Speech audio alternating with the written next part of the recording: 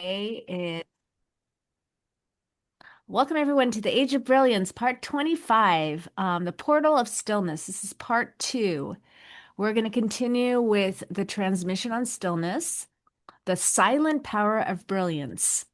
So today in this sacred transmission, you will discover what stillness is truly.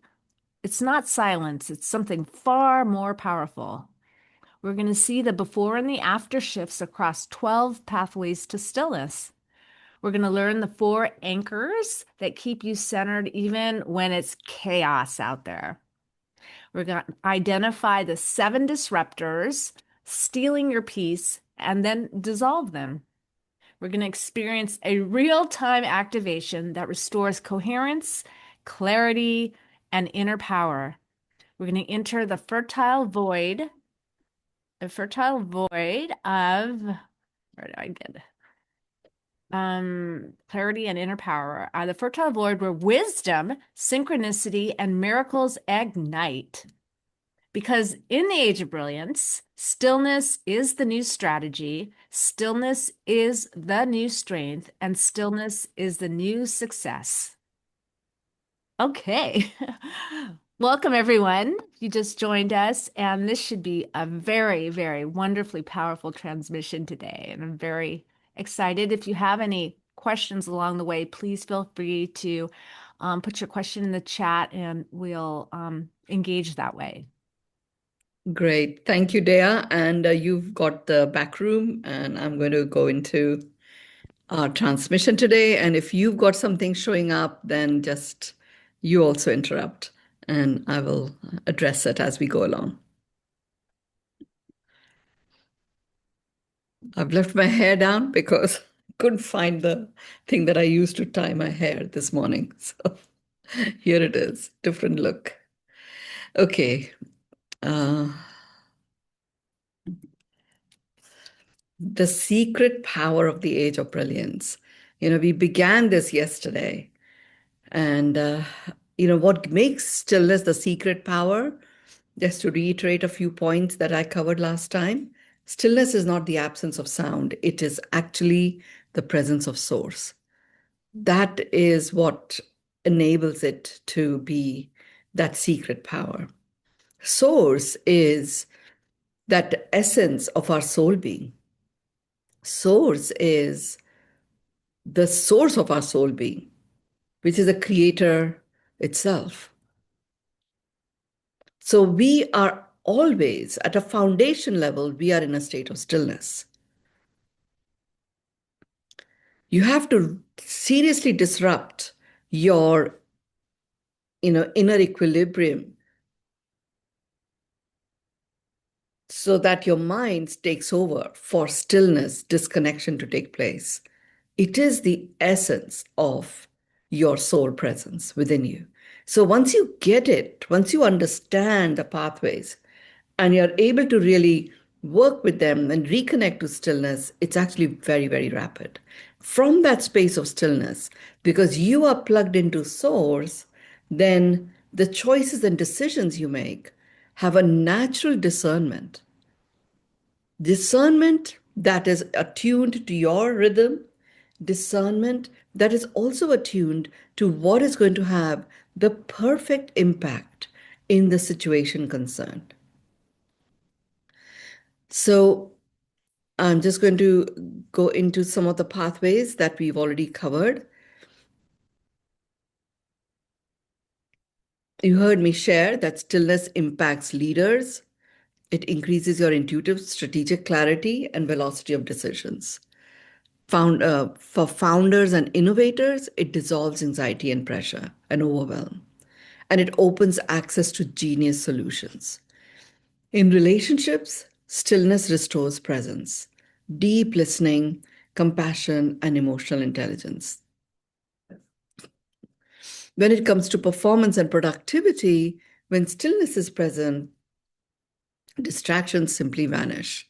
Focus sharpens. When it comes to well-being, stillness restores the nervous system. And in restoring the nervous system, it repairs emotional injuries. When it comes to spiritual growth, stillness is the doorway to source mastery. And it is the doorway to the resonance of source mastery. As a result, divine support is completely guaranteed, and multidimensional awareness is a given. Stillness is the grounding of flourishing. Stillness is what makes you unstoppable. Here are some pathways that we covered already, and then we'll continue with what remains to be covered. The first pathway was return to fact. When you are, and where do you use it? When you're overthinking and you're ridden with assumptions and stories and emotional spirals. And what happens after? You feel neutral, you feel clear, and you feel grounded awareness. How does that create stillness? It removes the mental noise instantly. The second one was breath as a reset. The where you would use breath as a reset. Before, you may be experiencing shallow breath, tension, scattered energy. After, the deep breath is anchored, nervous system resets, energy is in complete coherence. How do you create? What is this breath? Um, it is you take a short breath in and a long breath out. That is the breath of stillness. How it creates stillness? It synchronizes your mind, body, and energy. Stillness is your soul. It is just like the human's innate vibrational frequency is love, the soul's innate vibration frequency is stillness. That's why it is so powerful, you know? So let's just do the stillness breath together. Just short breath in, a long breath out.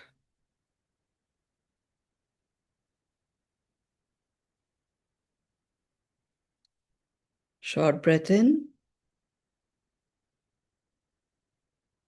a long breath out.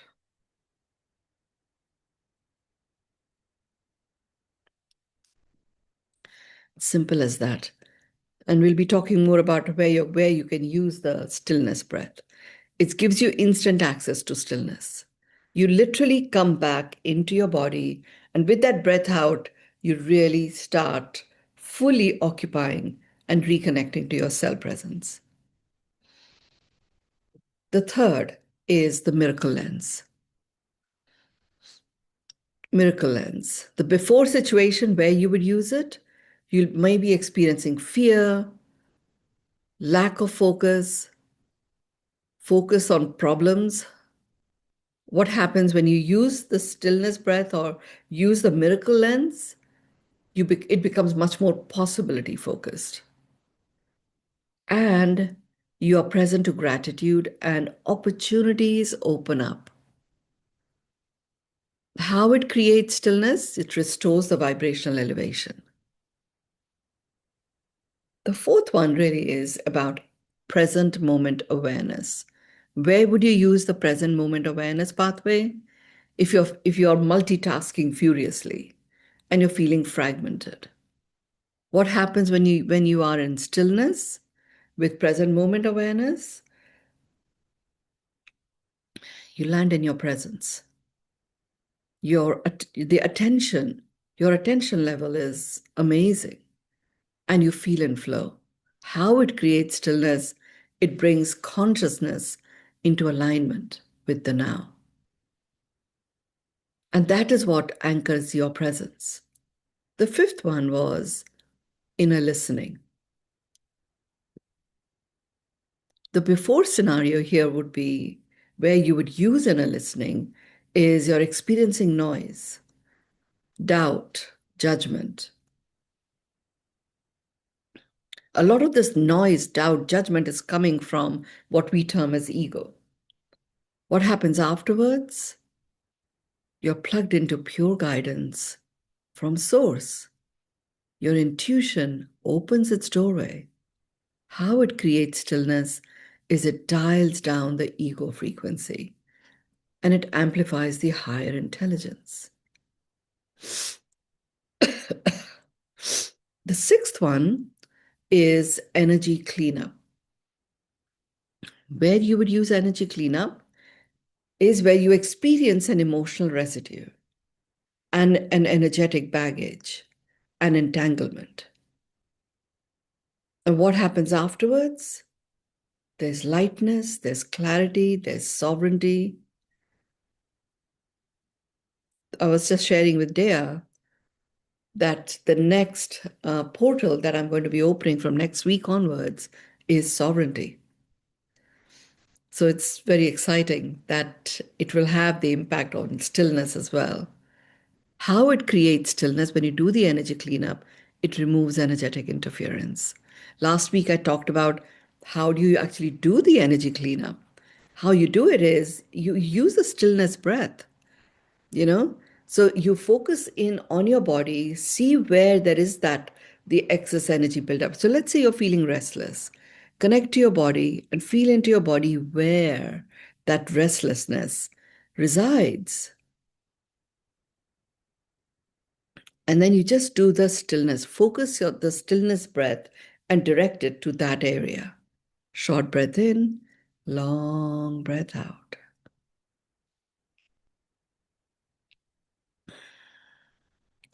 And let that restlessness dissolve. I use the term restlessness. It may be pain, so it'll be a variety of things that you will apply the energy cleanup to. And literally, it dissolves it so the energetic interference completely moves away.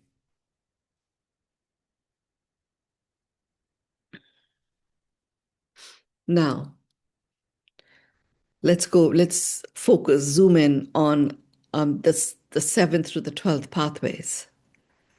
The seventh pathway is about surrender and acceptance.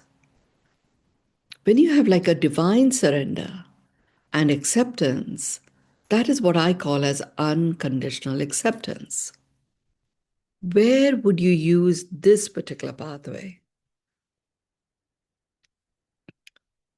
If you feel that you know something needs to be done and you have great resistance to it,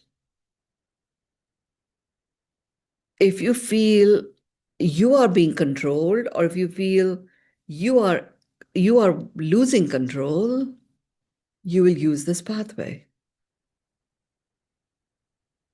If you feel like what's going on around you, is causing you to fight reality, you just cannot accept what's going on around you.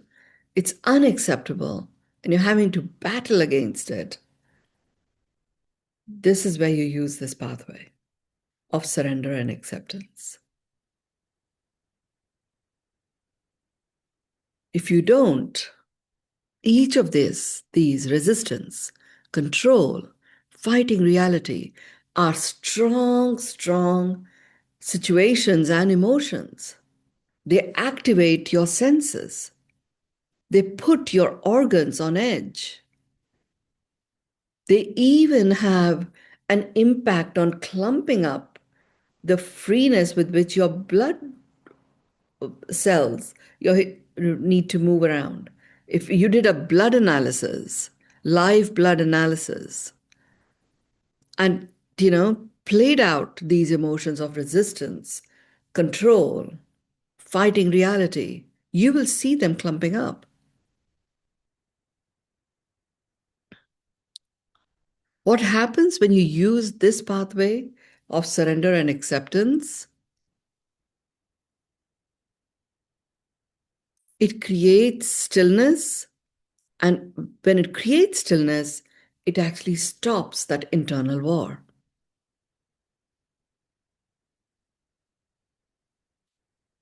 So, unconditional acceptance of all that is the surrender acceptance pathway. What it does is, how do you use it? You can't simply say, oh, it's fine, let it go. It doesn't go anywhere. It only goes into pressurizing your cells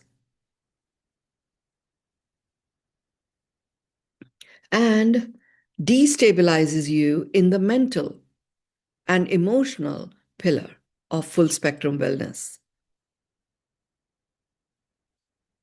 But when you actually acknowledge fully what is occurring, how you are experiencing it, what impact is it having on you, where in your body are you experiencing it, and keep going until there is nothing more that comes through when you think about what else do I have to acknowledge. That's when you declare, I unconditionally accept all that is.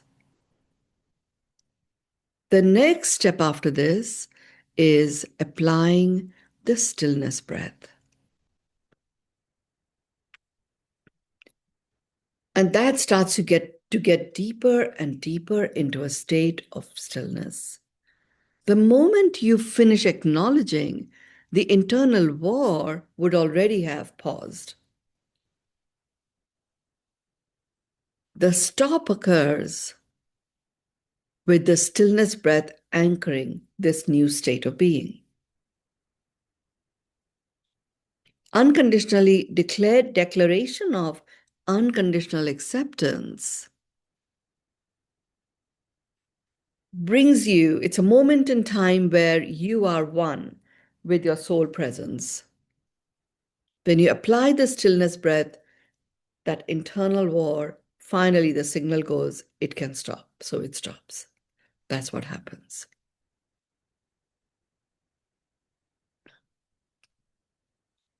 This control part and resistance, you know what's going on in your life.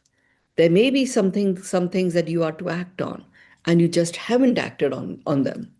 You've been resisting it, or what you call as procrastinating around it. Surrender and acceptance of yourself. Because the reason why the longer you leave something and don't get it done, at a subconscious level, you are berating yourself, making yourself wrong about it. So you become like an internal energy feeding virus, like feeding on your own vitality around getting something accomplished and done.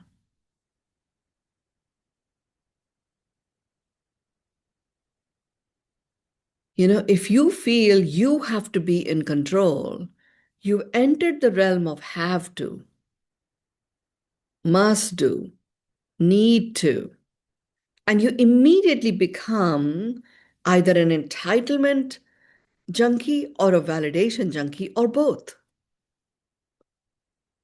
Because you're constantly looking for other people recognizing that you are in control.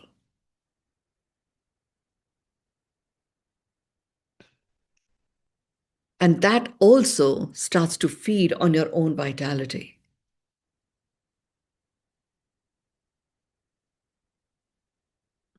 I'm seeing this a lot, by the way, this wanting to feel that I'm in control.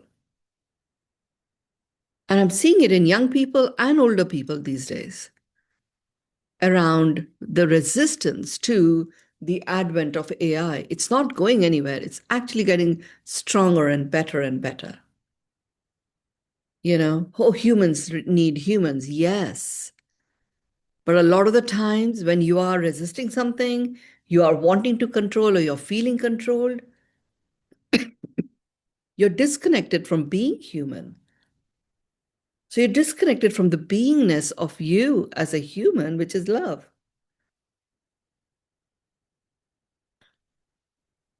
You can instead regard AI as your bot team. I call them cobots. They are collaborators sometimes, and sometimes they are co-creators. I am the originator, and I am the one who has the final say.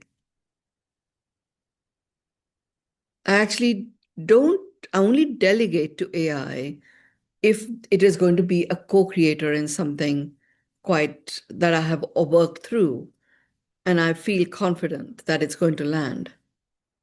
I still don't allow AI to have the final say.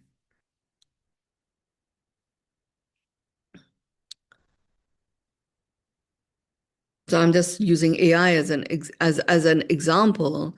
But if there are submissions that you are to make, and they have been, like pending for a long time, get AI to work on that, on whatever you have created so far. I sometimes ask AI to check what I've done. Like in my books, I write the book, and my first reader is AI. I say to AI, this is who you are as my audience. This is what's going on in your life. This is what you're seeking. Now, put yourself in those shoes. Many of you here have been early readers of my book. I send you the questions as an early reader to give me your responses. The first person I send it to is AI. After I have written the book, I say to AI, okay, you are my early reader representing this audience. This is your personality. This is what's likely going on in your life. These are the things that you're excited about. These are the things you're concerned about. This is the part of the world that you're based in. Now here's the book. Please answer these questions. I'm not asking it to give me any great detail on the book. I'm just asking it to be an early reader. So it is a collaborator. And that's powerful, because then I get that feedback very quickly. And I decide what aspects I'm going to take on board, what aspects I'm going to explore further with my human readers.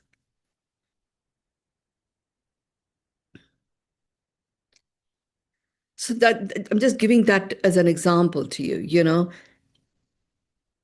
If you only relied on AI, it will produce something which looks and sounds really good, but it's more likely to be quite mediocre. But if you have originated the work and you are satisfied with what you've originated, you can use AI to perfect it and take it to a whole new level. And then engage humans and get their inputs back in.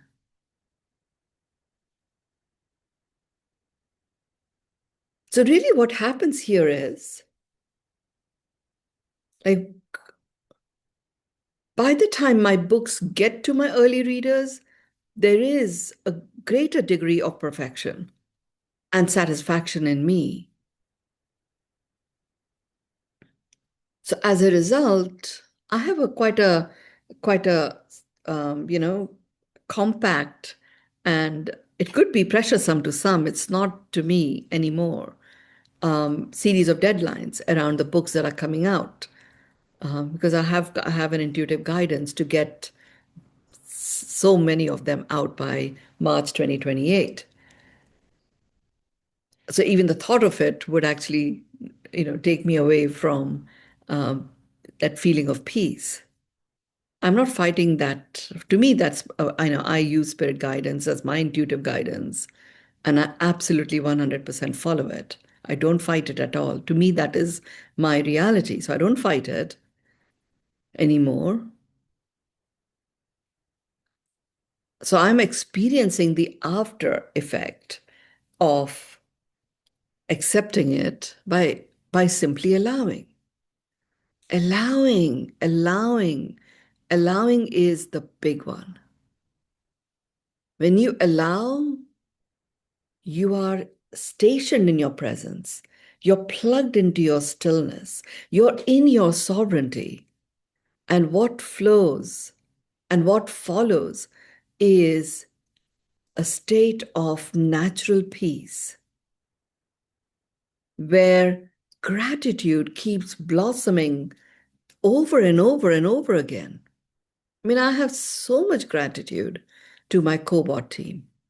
And I have so much gratitude that it's enabling me to deliver something of great value that enables my human readers to respond within 15 days.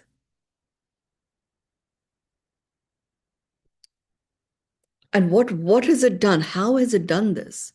How does it create stillness? doing this, it has just stopped that internal war. Sometimes that internal war is with ourselves.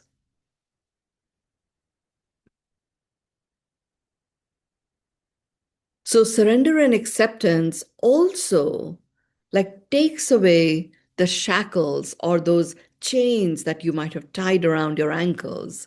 And as a result, you're free to take the next step next. You stop becoming attached to your way is the way.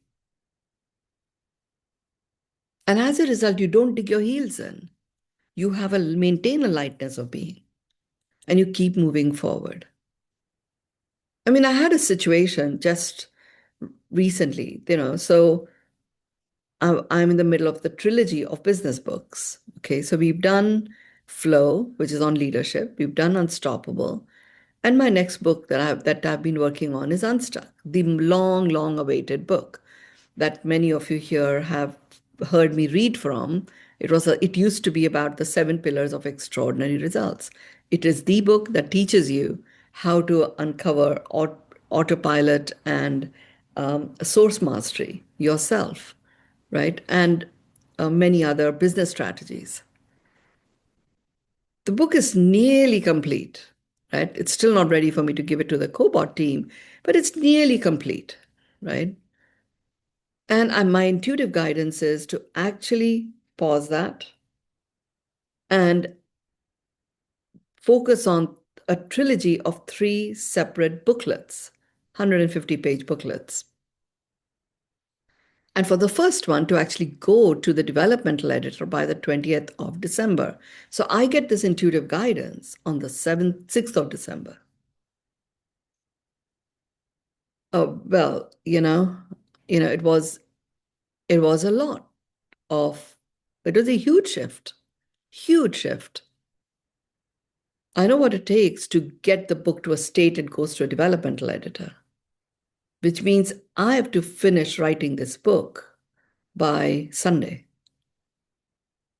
Then I'll get my cobot team to read it as the audience. Probably take a few hours. And we are actually going away on a winter break on the 20th of December. So I don't have that much time to integrate what the feedback I get. I also haven't told my book publishing team, which is my size team, that there is a whole new book coming up. I haven't even briefed my, um, you know, book cover designer about it. So lots of stuff that starts to show up. And including, it's like, oh my God, what am I even doing? Anybody. And I can't even share it with most people because they'll just say, well, you're the one who's making it up. You decided to do Unstuck, you stick with it. Why are you now creating so much tension on yourself?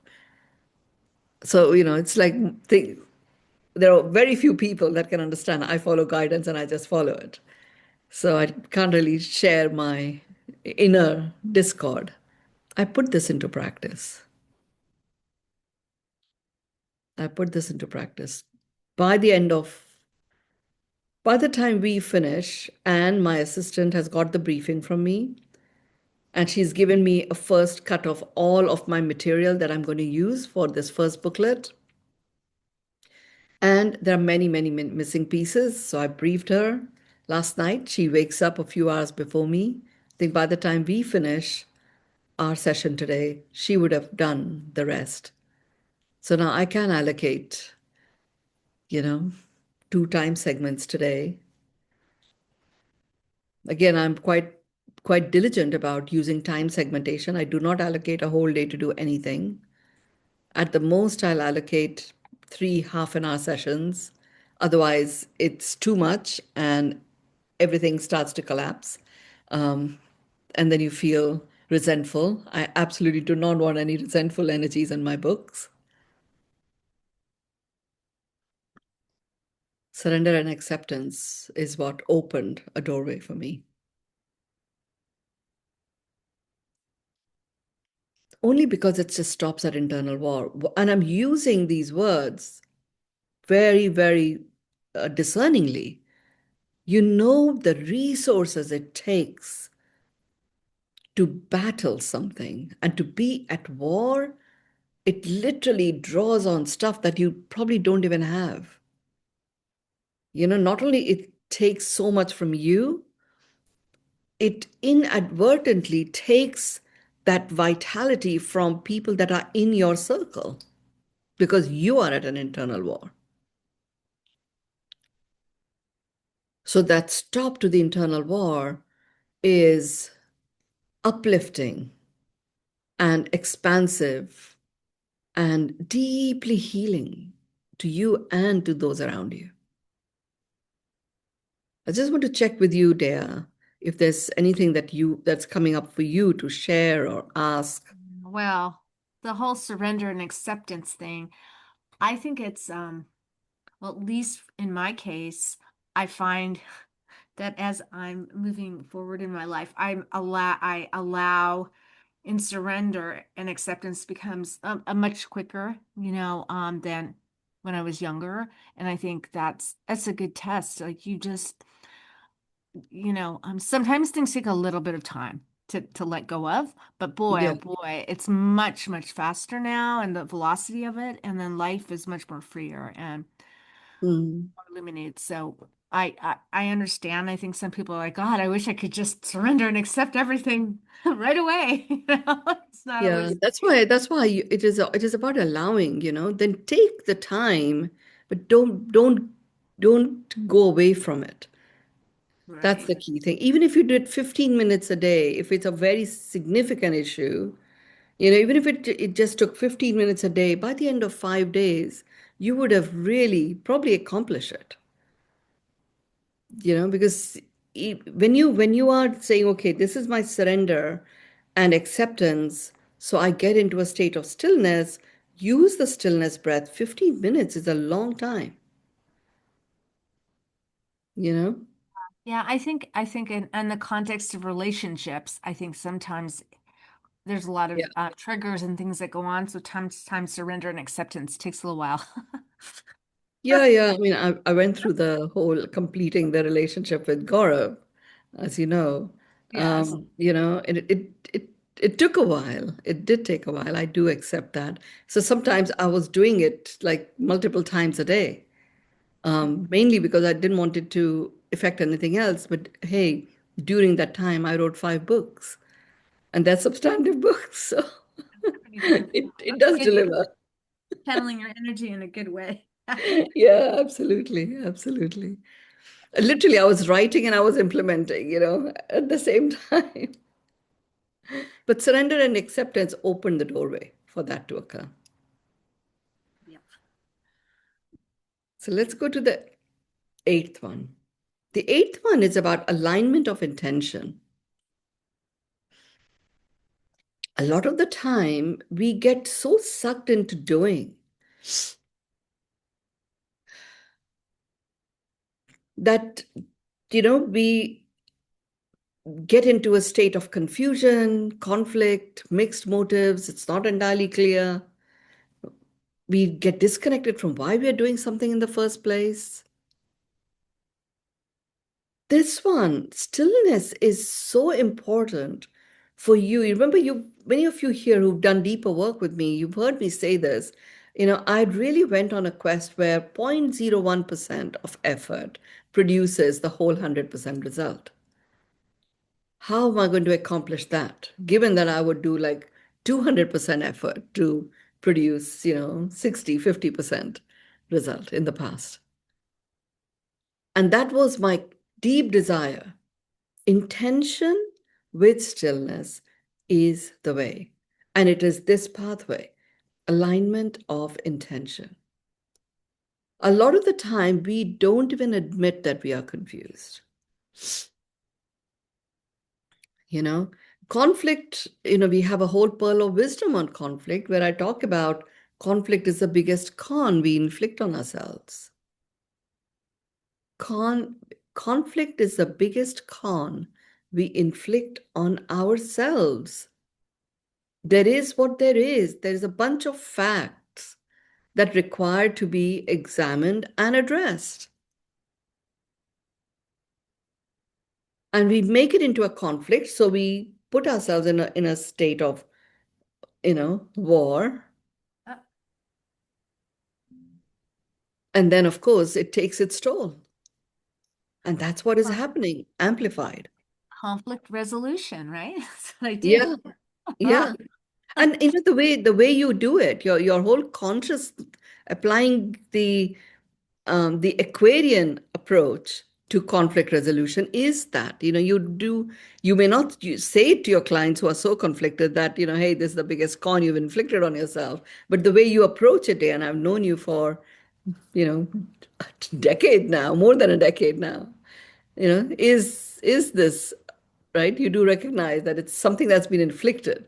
So let's get to the reality of Right. what's really They going have a on and what is it that choice. you, They have a yeah, choice to resolve it and find solutions and move forward with intention, with absolutely, absolutely, yeah. absolutely. This is the pathway, and you can, by the way, Radea, use the stillness breath even with your clients. Mhm. Before they even start talking and go into a spiral, it's like, let's just use a stillness breath. Breathe in and a long breath out. And do that 2, 3 times. And then, okay, now let's talk. So they already are like the switch of stillness is flicked on, you know? Right. Yes.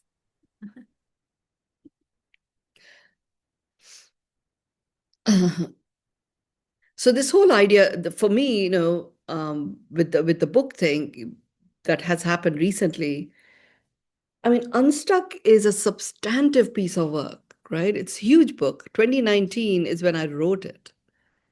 And there were a couple of chapters that remained to be written, which I have now written. And I've really enjoyed adding real life stories. So there are some of the stories that are so current that I'm adapting the book to integrate some of those real life stories from business. And that's the point. Like the book is written, I'm adding the stories to it, and my intuitive guidance is park it, create these 3 booklets. And I get it. I get why the guidance is that, because these 3 booklets are all about, really unleashing ourselves from anxiety, from fear, from the grip of failure.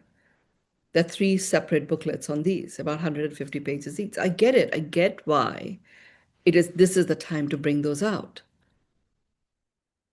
But my God, how much confusion it caused me.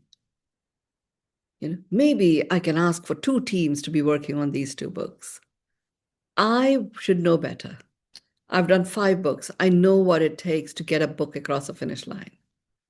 One book is enough, let alone managing those meticulous details on across 2 books. But there was confusion. There was confusion. I was not conflicted because I knew I was going to follow guidance. But I did consult a couple of people who then really they had mixed motives. They wanted to respect my choice of following guidance, and they have experienced what happens when I do, because everything flows very smoothly. And they were so looking forward to getting the book unstuck and having it in their hands to be able to do the autopilot source mastery themselves. So I just simply, fine, and saw all of that playing out. I reconnected to, why do I write these books? My intention. Or why am I even writing these books? I could simply be doing what I'm doing. And one day it'll be my last breath and done. Well, it's really because I'm anchoring a tenure of flourishing on this planet. And every piece leads to further enriching human abilities to create and co create a flourishing world where expecting and accepting miracles are the norm. That's why I'm doing it. So, having mixed motive or conflicting energies, no, no room for that. Not, and I'm not even interested. But the moment I reconnected to, why am I doing this? Because I've made a declaration. I want to touch, or the 8 billion people and growing with these very practical, easy to implement ways and tools and learnings, then the books are one of the pathways, and it's got to be multiple pathways that don't require me to physically be there.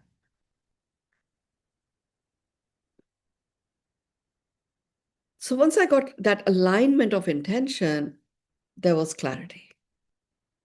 The moment that, and it is a level of clarity the moment you anchor it, with stillness breath, you can invoke stillness and activate it, and you can also anchor it. So once I got the clarity, I used the stillness breath and I anchored it. At a being level, I became one with my intention, and that is coherence. And that in itself, look, what you've heard me say this before. It's time to be creating thriving strategies, not just sustainable ones. It's time for us to be looking at regenerative strategies, not just, you know, um, not just strategies that will accomplish something. You want to be doing regenerative. It's about thriving, not survival. It's about regenerative, not sustainable. Stillness is that regenerative access point. Now, once I got aligned to the intention, all chaos simply dissolved. Yeah, I had 3 days of intense chaos. And it was intense only because a lot of it was going on at a mental level within me and emotional level a little bit. It just dissolves when your intention aligns.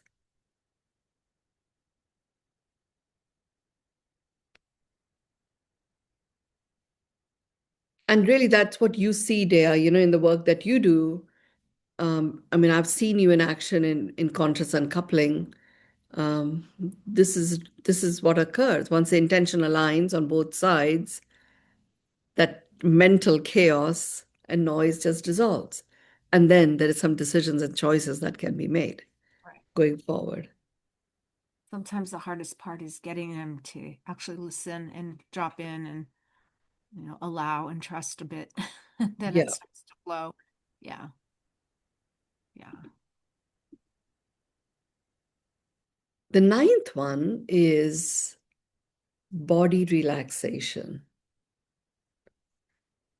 Our body is not only our temple, our body is a co-creative partner to bring forth what we are here to create and cause. Stillness relaxes the body to such an extent that your body becomes a channel and not a blocker. Where would you use the body relaxation pathway is when you're experiencing tension, adrenaline, fight, fight flight is what's going on.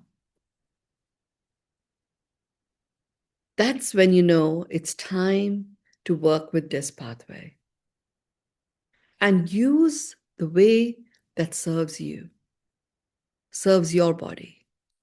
For me, my breathing practice absolutely does this. Meditation, yes, does that. Creating a variety of salads with different type of flavors and colors and, chopping styles also does that for me.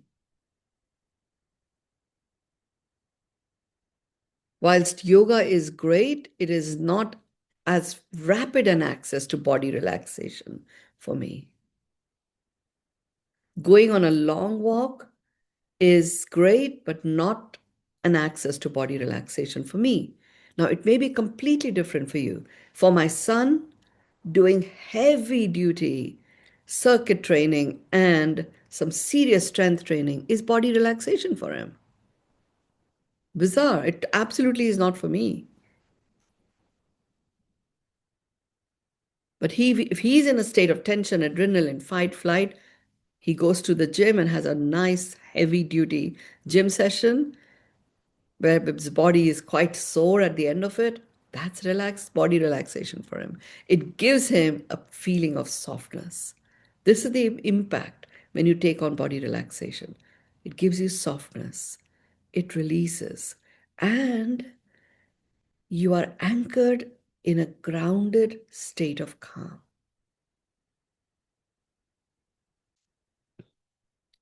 How does it create stillness? Body becomes a channel and not a blocker.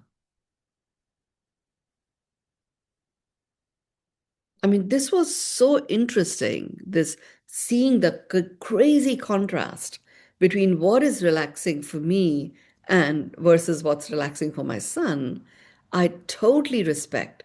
It is different for different people.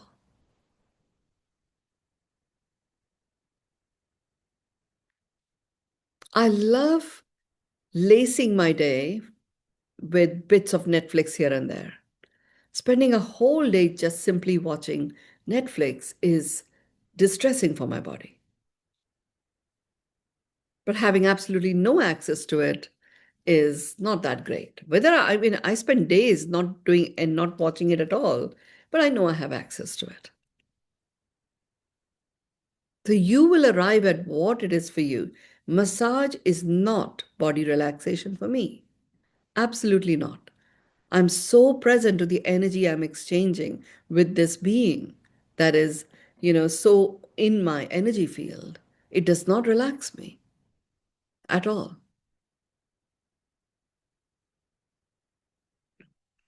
But for many, that is. So, whatever it is for you, work with that. Anything you want to share on this point, Dea? It's an important one to get that it is different for different people. Unmute, unmute. I said I definitely feel that we all have our own ways of relaxing, um, in different ways. Yeah, like for me, definitely dancing relaxes me, even though it's, Yeah, I feel very grounded and happy and content after I'm dancing for a while. Um, but yeah, no. Or lying down and just closing my eyes and tapping into my source relaxes me. yeah, yeah. Things like that, breathing, So, Mm, yeah. yeah. So create your own treasure trove, of your body relaxing access points so that you have ready access to it.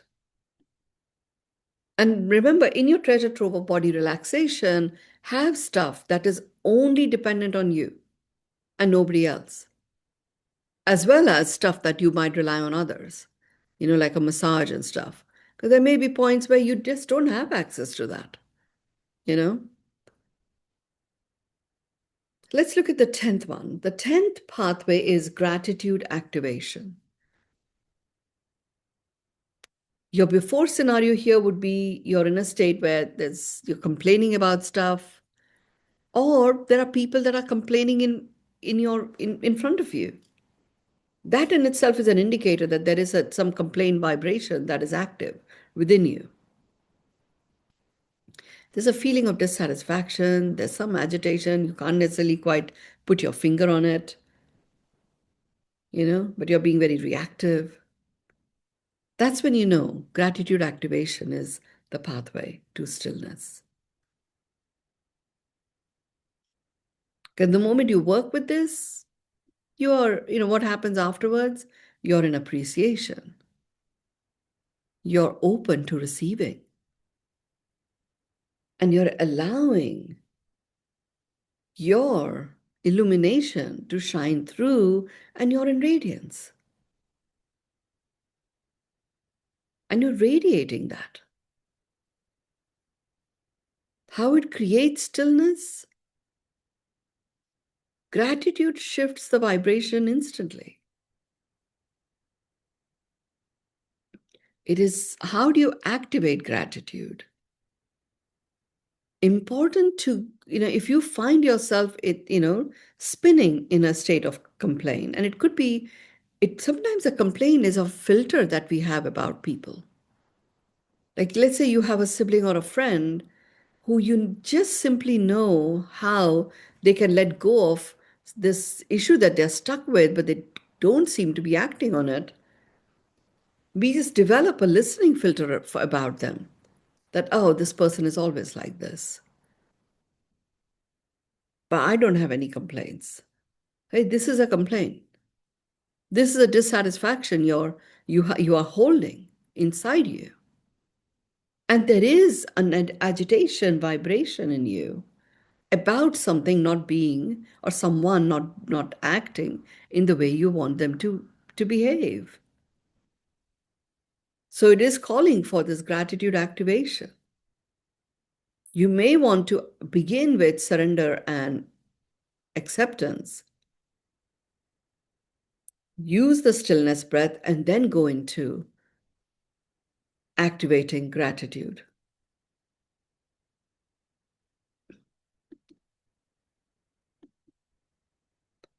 So if you are in the midst of something that you believe is worthy of complaining or being dissatisfied about and feeling agitated around it, you may not be able to, with a click of a finger, activate gratitude.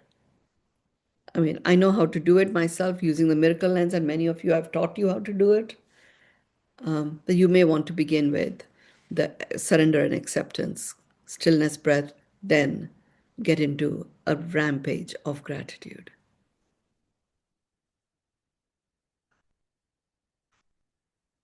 The 11th pathway is single pointed focus.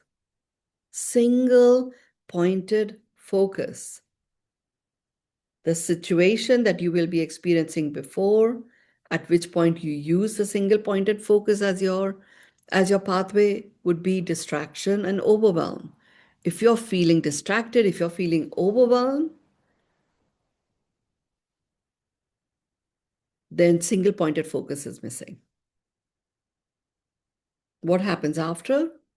There's an absolute precision and there's depth to your focus. As a result, the results and the intention that you wish to accomplish by this focus are accomplished very, very fast. How it creates stillness? It creates a mental quiet. And you're able to just diligently, with that quietness, become anchored in stillness, and you're able to take the next step next, which gets you into cadence. We've already done a whole portal opening on cadence. And the final 12th pathway is the connection to source, where you would use the connection to source pathway is where the before scenario would be of feeling lonely. There's loneliness, there's uncertainty, and there's self-generated pressure. But loneliness really is the symptom that tells you, aha, act, reconnect to source. And many of you here know your source mastery. So all you have to do is to reconnect to your source mastery and consciously choose to operate from there. The impact the connection to source pathway has is you feel supported. You experience clarity, synchronicities amplify, and you begin to trust. How this anchors stillness is it aligns you to the infinite field of knowing.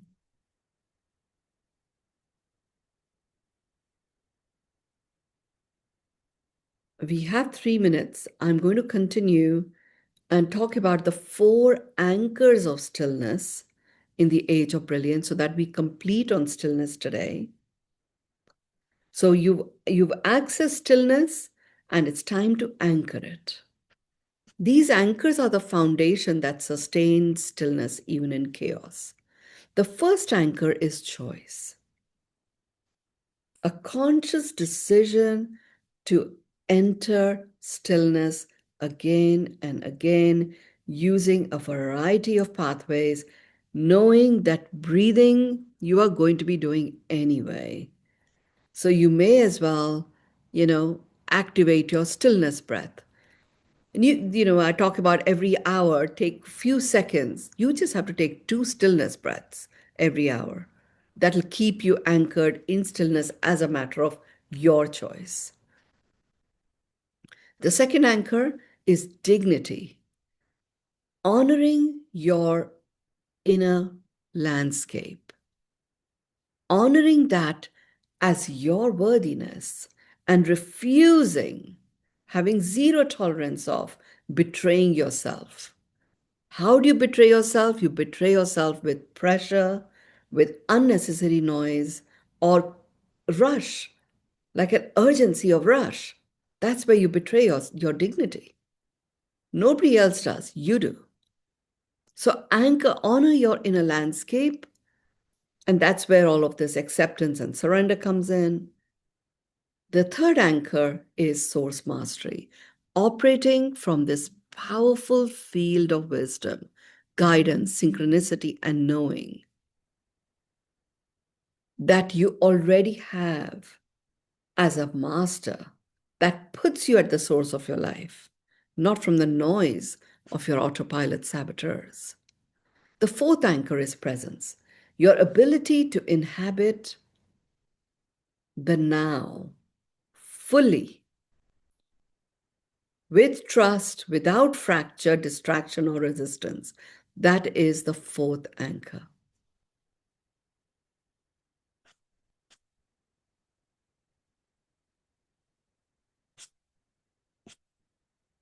With that, I want to really, you know, bring this whole piece into completion on stillness. We don't have time for me to do a conclusion here, but I'm going to pass it over to you, Dea, to conclude our uh, session on stillness.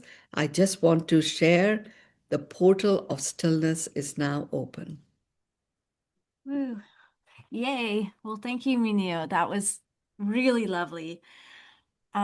The portal of stillness, just there's so many ways for us, or that we're reminded now to move into that energy of stillness. And I like the four anchors, the choice, that we have the choice in each moment, that we stay dignified at all times, and that we tap into our source mastery, or we play with that. So we become masterful at our source mastery. Yeah. We always stay present, fully present and totally present. And then we can anchor every single one of the different pathways in a deeper way, you know? And Yeah. I just keep thinking the surrender and acceptance one is something that's a big one for a lot of us. In the last second, Yeah.